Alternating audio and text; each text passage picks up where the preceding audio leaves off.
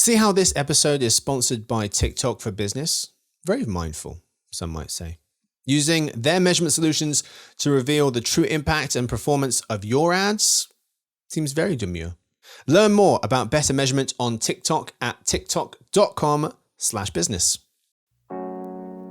I mean, they'll still be relevant, especially for the workplace and for certain use cases. But I think when people can access the technology through things like Meta's AI assistant on social media, for example, I think that will diminish the need to really go into a standalone platform.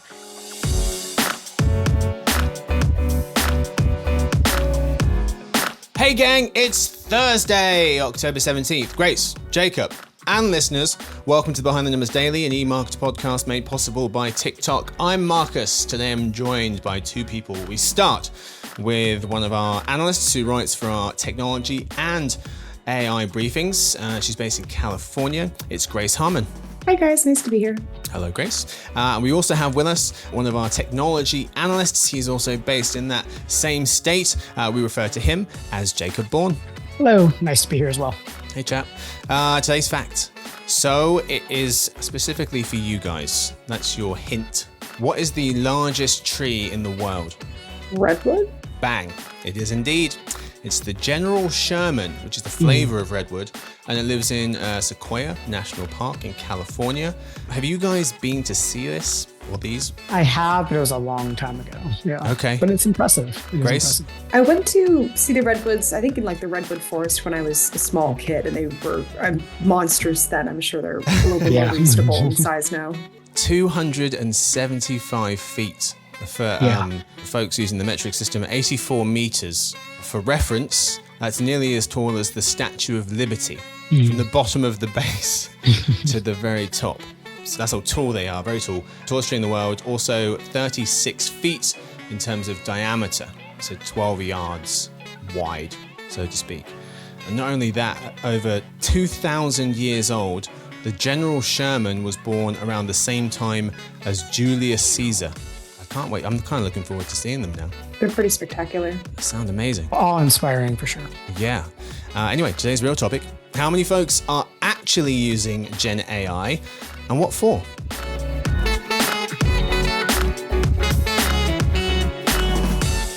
In today's episode, first in the lead, we'll cover Gen AI usage. Then, for another news, we discuss some AI breakthroughs that just won Nobel Prizes.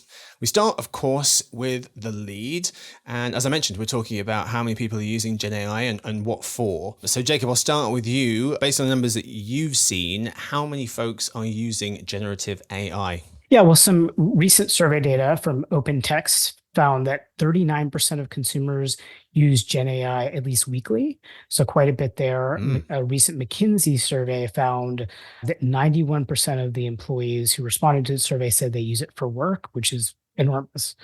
According to a Harvard economist, 40% of Americans ages 18 to 64 have used it at least once, which is actually a faster rate of adoption than with the internet or personal computers. So pretty stunning. I think one interesting thing about adoption, though, is that despite the fact that most of the major AI companies are located in the US, the biggest users are not in the US. Actually, a Boston Consulting Group survey found that India was the largest user of ChatGPT, followed by Morocco, and then the United Arab Emirates.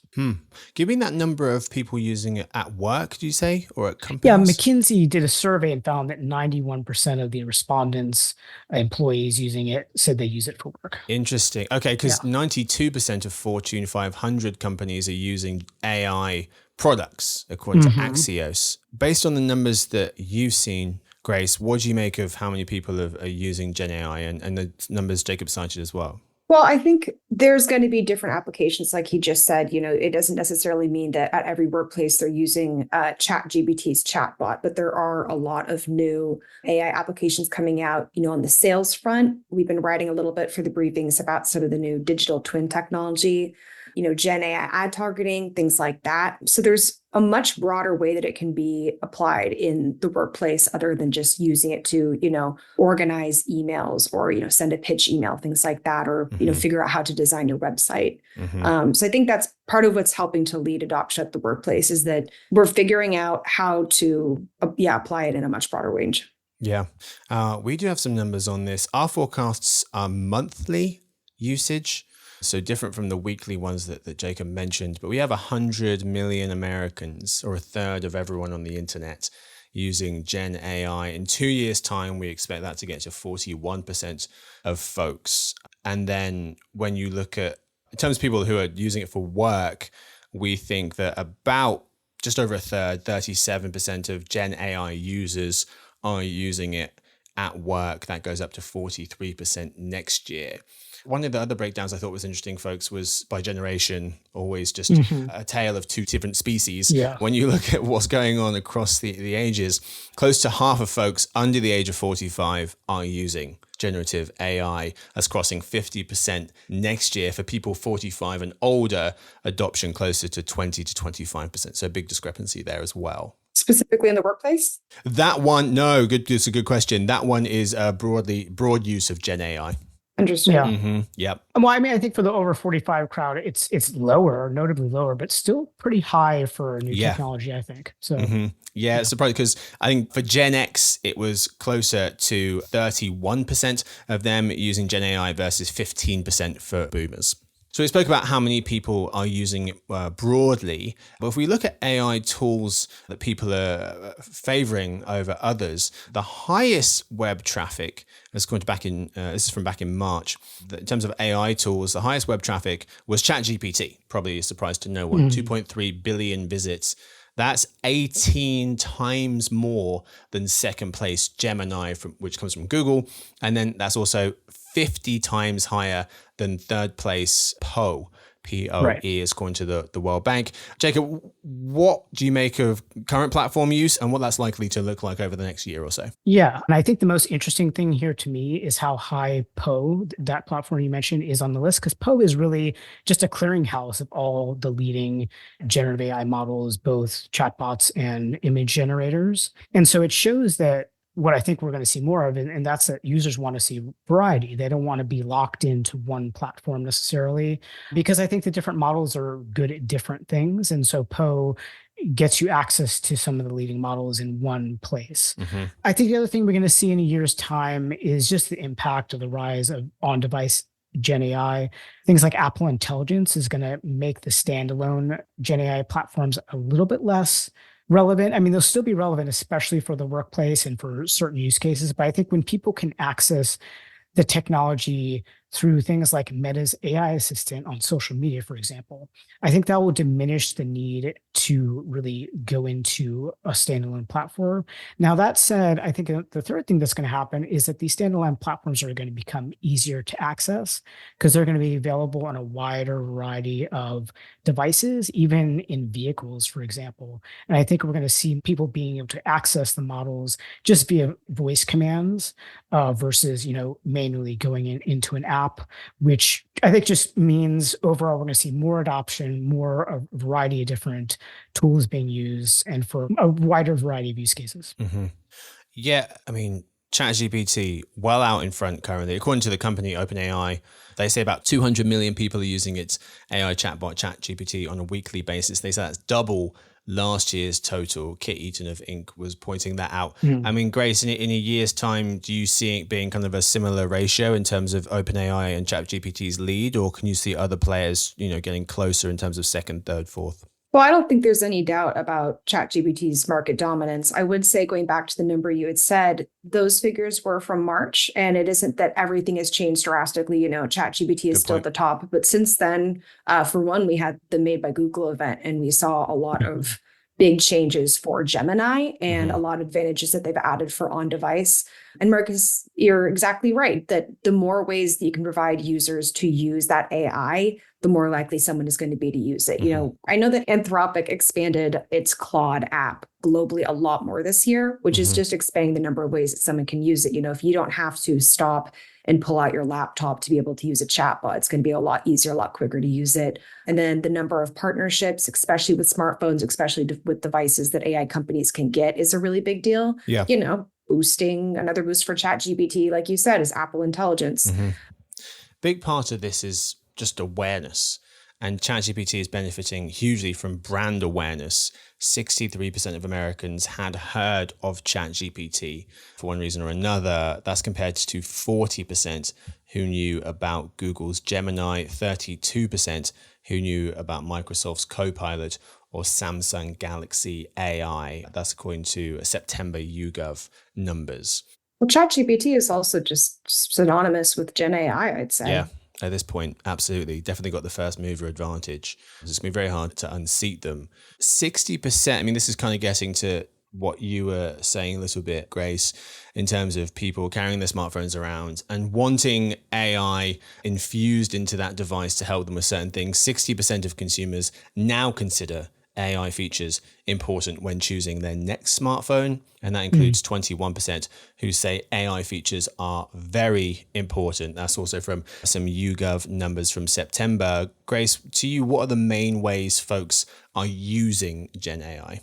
In general, I know that, looking back, especially at Jacob's former report, that image creation and then chatbots are two of the top ways. I do see video generation tools being something people are really interested in and that could take off. We just aren't seeing companies actually come out with the tools they promised. OpenAI said that it was going to come out with its own video generation tool that would create 60 seconds of video in February or March. And we still haven't heard a peep. It's not available to the public. I think, it's been used in some demos at film festivals, but that's it. Adobe came out with some video generation tools, but the capabilities are really limited. It's between 2 and 10 seconds. So, compared to with image creation, with text creation, where there really isn't limits with how detailed of a photo you can make, how long of a text you can create. I don't see how well video can take off until you can actually create something that's more than a clip for Instagram or an extension, background for a YouTube video. But text and image are still number one. And then coding capabilities just still aren't that reliable. Right. Yeah. They seemed to be one or two photo and video tools seem to be some of the most important AI-powered smartphone features for US consumers. YouGov again said voice assistants up top, 30% that was searching the web, taking actions and stuff. But then second, just behind that, with 25% was photo and video tools. That's object removal, photo and video editing. Then right behind that, in joint third, with 22% was writing tools and advanced search as well. Yeah, I mean, I think the video generation, when it's fully deployed, is going to be massive. I think the two biggest limitations right now, one is just there's ethical concerns about deploying it due to the issue around deepfakes. The other issue is just that it's really expensive computationally, and the power it takes to make a video generator, publicly accessible, is just very expensive. But in terms of the main ways that people are using it right now, I mean, I think the breakdown here is how people are using it in their personal lives and how they're using it at work. I think content creation and just general search are big on both fronts.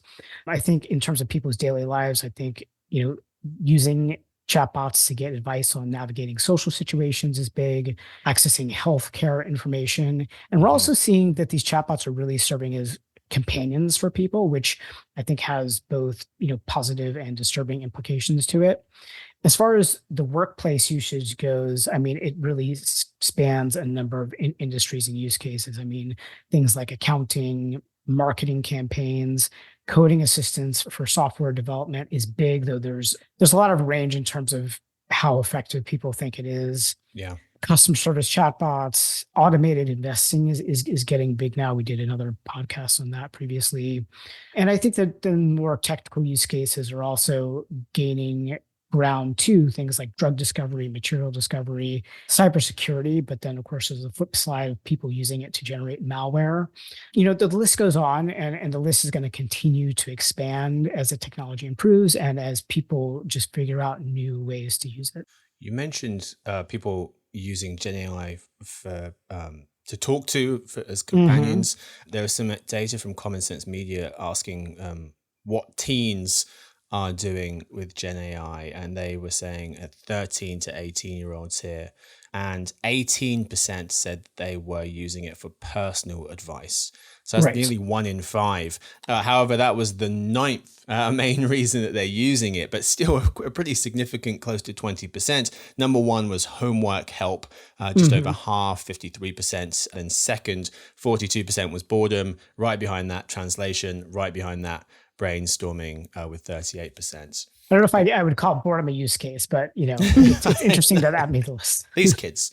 Mainly, it seems to be about saving people time and making life more convenient. Some more YouGov data, 63% of folks agreed that AI will save them time. 44% said they want AI on their smartphone to make life easier, which I guess is what Apple is hoping, well, Apple Intelligence is hoping to do with this rollout. Let's end by looking at what some of the most interesting ways people will be using Gen AI for in the very near future. One that jumped out to me, I thought this was really interesting. Adobe Analytics, the study, 7 in 10 people believe that using Gen AI to produce images of themselves wearing a product can boost their confidence when making a purchase. So it got me thinking, what if Gen AI could basically create an entire retail site where you're wearing every single product? What does that do to conversion? Exactly. Yeah. What else comes to mind when you think of what people might be doing with Gen AI in the very, very near future? Well, I'd first like to say with startups, there are definitely companies that are providing services for retailers where you can, maybe not with, a catalog of clothes as large as H&M or Fashion Nova or something like that, but there's definitely services for you to offer full try-on services to your customers. Yeah, this is so fascinating. There are 3 key areas, I think, to look at. One is just Gen AI being used for scientific discovery, including designing experiments, coming up with scientific hypotheses. I think it's going to increasingly be used in that way. There's also this notion of swarm AI agents. So this notion of agentic AI, but you have a network of them that's working behind the scenes to get things done, not just one. So they're kind of working together, collaborating with each other. And then the third is this fusion of digital twins and Gen AI, basically taking existing, simulation AI and adding a semantic component to it. I think is going to end up making our models of complex systems, whether it's like economic systems or the Earth's climate or what have you, or manufacturing plants, just make it more realistic. I think there's also this delicate balance where the dream with AI application in a lot of instances is that you can ask it to do something really complex and not have to do anything. But maybe there's a better application where you are giving it these enormous tasks, but keeping that oversight on, I just don't see at any point in the really near future as having AI where it doesn't need any oversight. You're mentioning, with OpenAI's Swarm framework that just came out. When I was reading through the code, there's a part of the code details that there will be, that the AI can fire itself, it can hire new AI agents, but also that it has its own internal oversight board. So it monitors its own ethical concerns. So, there's the risk of creating an echo chamber in there. And I just don't know. That doesn't work to me. Yeah. And Grace, I think it's interesting because it's, these are some of the fears that some AI researchers voiced when ChatGPT first came out. And it's just fascinating to see how fast we've gotten to the point where these things are now being developed and are soon going to be with us. AI agents that oversee themselves. I mean, that's kind of a big red flag to, I think, a lot of people.